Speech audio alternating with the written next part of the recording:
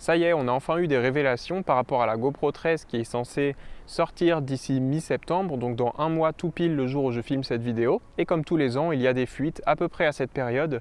Cette fois-ci, presque comme à chaque fois, c'est Amazon qui a publié une fiche produit un peu trop tôt.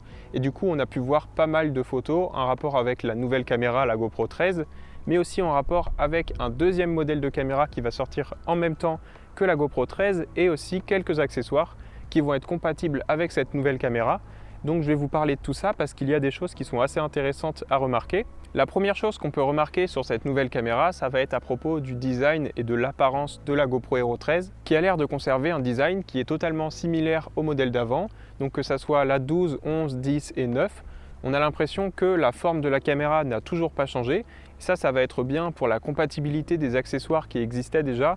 J'espère que tous les accessoires vont encore être utilisables sur cette nouvelle caméra. Une autre chose qu'on peut voir aussi, c'est l'écran LCD qu'il y a à l'arrière. Ça fait pas mal d'années que tout le monde attend un écran un petit peu plus grand avec un meilleur tactile pour que ça soit plus réactif. Mais d'après ce qu'on voit sur une de ces photos, l'écran a l'air d'être exactement le même qu'il y a sur les anciens modèles. Donc il n'a pas l'air d'être plus grand, il y a encore des bords noirs tout autour. Donc on a l'impression qu'il va y avoir encore le même type d'écran sur cette nouvelle caméra. Ensuite, toujours par rapport au design, on peut voir qu'il y a un changement au niveau du micro qui est en dessous de l'objectif. Normalement, il y a 9 petits trous sur les anciens modèles de caméra. Et là, on peut voir un design qui ressemble un petit peu à une grille. Et à mon avis, ce nouveau design, ça va permettre de faire mieux évacuer la chaleur parce qu'on sait que GoPro a beaucoup de problèmes de surchauffe avec leur caméra depuis pas mal d'années. Et c'est vraiment un problème qu'ils doivent essayer de résoudre. Donc à mon avis, c'est pour ça qu'on voit ce changement de design au niveau du micro. Ça doit être simplement dans des matériaux et dans une forme pour que la chaleur à l'intérieur de la caméra puisse s'évacuer plus facilement. Ensuite, toujours sur l'aspect physique, on peut voir qu'il n'y a plus l'effet tacheté bleu qu'on voyait sur la Hero 12. Donc il semble que ça a été un design qui a été fait seulement pour ce modèle de caméra de l'année dernière et que là on revient dans un design qui est un petit peu plus classique comme on connaissait avant, en noir mat. Donc voilà, ça c'était pour l'aspect physique de la GoPro Hero 13. Maintenant on va passer aux accessoires parce que je trouve que c'est la partie qui a l'air d'être la plus intéressante. On peut voir qu'il y a des nouveaux modules qui sont disponibles pour cette caméra. On voit la fiche produit de 2 d'entre eux et on peut voir que GoPro cette année va donc sortir un module macro, donc comme un petit objectif macro qui va se fixer devant la caméra. Donc d'après ce qu'on peut voir, ça va être du macro x3 au niveau du zoom, ce qui va permettre d'avoir une distance de focus qui va être très petite et on va pouvoir vraiment rapprocher la caméra, capturer des tout petits détails et faire vraiment des gros plans de choses qu'on ne pouvait pas filmer avant avec sa GoPro. Donc ça va être pour le premier nouveau module. Ça a toujours été disponible des objectifs macro pour la GoPro, mais jusqu'à présent c'était fait par des marques tierces et jamais GoPro n'avait sorti de module macro jusqu'à cette année. Et en deuxième module, il y en a un qu'on connaît bien, ça va être le Max Lens. Il existe le Max Lens 1 et le Max Lens 2 qui sont sortis avec quelques années d'écart. Et on peut voir que ce module cette année a été renommé en ultra grand angle. Mais à part pour le changement de nom, il a l'air d'être exactement similaire au Max Lens 2. Donc je pense qu'il y aura le même champ de vision de 177 degrés et que ça permettra du coup d'avoir un angle de vue qui est encore plus large et une meilleure stabilisation. Donc maintenant on va voir si le Max Lens 2 sera toujours compatible avec cette nouvelle caméra ou s'il faudra absolument changer, mais j'espère pas. Ensuite, toujours au niveau des accessoires, on peut voir une nouvelle fixation. Donc il y a toujours les pads GoPro qui sont iconiques et qui existent depuis le début de ces caméras, mais on peut voir que maintenant il y a un design un peu différent, sûrement magnétique avec des petits clips des deux côtés pour la sécurité.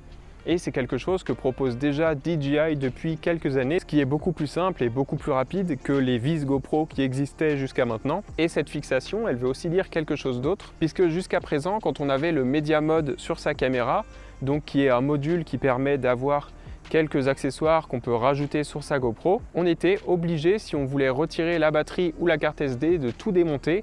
Et avec cette nouvelle fixation, j'ai l'impression qu'on ne va plus être obligé de faire tout ça. On pourra juste retirer la fixation du dessous et pouvoir retirer après la batterie et la carte SD, ce qui pourrait être très pratique. Et ensuite, en seconde nouvelle, on peut voir qu'il va y avoir une autre caméra qui va être annoncée en même temps que la GoPro 13.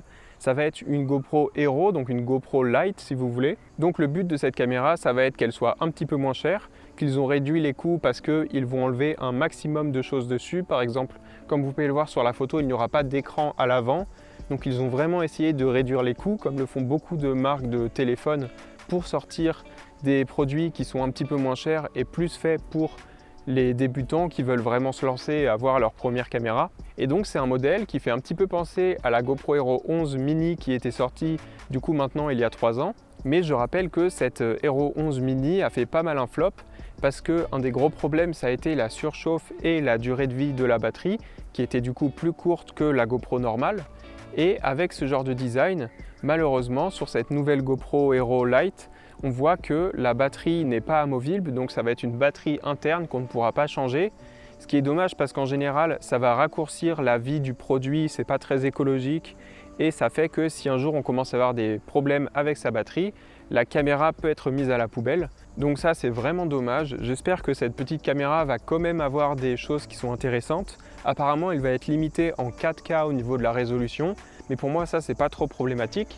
Et en fonction de son poids et de sa taille, peut-être que ça sera la nouvelle caméra parfaite pour tous ceux qui font du drone FPV, parce que ça permet d'avoir une caméra qui fait quand même du 4K assez propre, stabilisé, sans le poids d'une Hero Black. Et du coup, comme je vous l'ai dit, à l'avant, au lieu d'avoir un petit écran pour avoir un retour vidéo, il va y avoir encore une fois quelque chose pour éviter la surchauffe au niveau du design. Donc pareil, ça va être pour que la chaleur s'évacue un petit peu mieux, qu'on va voir cette espèce de design avec des grilles un peu comme un radiateur. Donc on va voir, est-ce que ça veut dire que GoPro veut vraiment régler ce problème de surchauffe cette année et qu'on n'aura plus jamais ce type de problème? Ou alors est-ce que ça veut dire que les GoPro surchauffent encore beaucoup et ils étaient obligés de mettre ce type de design pour que les caméras puissent être utilisables? Et aussi avec cette GoPro Lite, on peut voir en dessous qu'elle n'a pas l'air d'être compatible avec le nouveau système de fixation magnétique rapide parce qu'on ne voit pas le pas de vis qui est utilisé pour ces fixations. Donc on dirait vraiment qu'ils ont essayé de faire la caméra la plus simple possible. Personnellement, moi je vais acheter la GoPro 13 pour la tester sur cette chaîne et voir ce que ça donne. Mais par contre la Hero Lite, je pense pas parce que je pense qu'elle n'est pas vraiment adaptée à mon utilisation. Et maintenant, pour finir, par rapport à la date de sortie qui serait prévue, la plupart des choses que j'ai vues sur internet annoncent le 16 septembre, mais il me semble que c'est un lundi, ce qui serait un petit peu bizarre pour GoPro. En tout cas, ça sera en mi-septembre, ça c'est sûr. GoPro a toujours respecté cette période pour la sortie de leur gamme Hero. Et donc voilà tout ce que j'avais à dire pour la sortie de ces nouveaux modèles de caméra. Donc comme je vous l'ai dit, moi je vais acheter la GoPro 13 pour pouvoir faire des vidéos sur cette chaîne et la tester un maximum. Et j'espère vraiment que GoPro nous réserve encore quelques surprises par rapport aux spécifications de ces caméras et qu'il va y avoir des nouveautés intéressantes sur ce modèle.